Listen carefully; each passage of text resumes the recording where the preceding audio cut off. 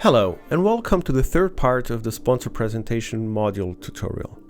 If you did not watch the previous two episodes, then I encourage you to do it, as they deliver the basis for understanding the content of this video.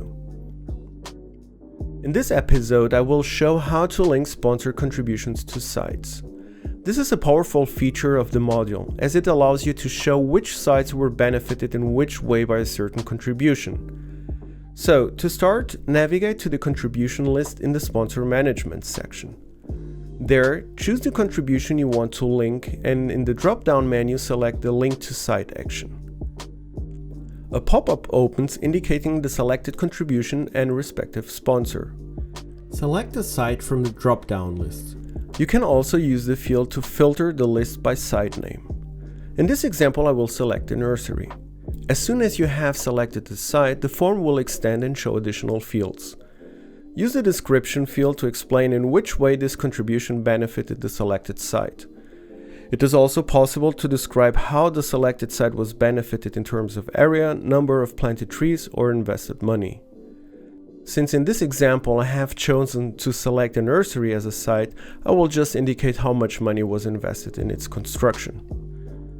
Make sure that the selected values are consistent with the values you selected in the first place for the main contribution. Conclude the editing by clicking on the Link to Site button. If we go back to the contributions list, we can now see that the contribution we just linked to a site has the respective indication at the bottom of its entry.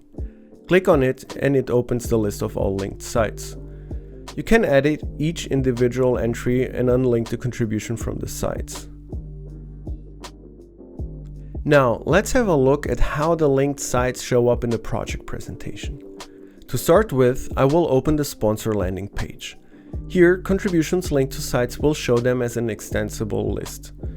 The visitor will be able to explore the different benefited sites on the map using the available zoom operations. Next, let's open an individual site. In addition to the news and about sections, sites which were benefited by sponsorships will have a new section showing the sponsors and respective contributions. With this, visitors exploring the project will always know when a site was sponsored by someone. In case the visitor wants to know more about a specific sponsor, he can navigate to the sponsor's landing page by clicking on the name and learn more about the full contributions of that sponsor to the project. And with this, I will conclude this tutorial. More information is available in the description of this video. Please leave any question you might have in the comment section or write us using the email explorer@openforest.com. And thank you for watching.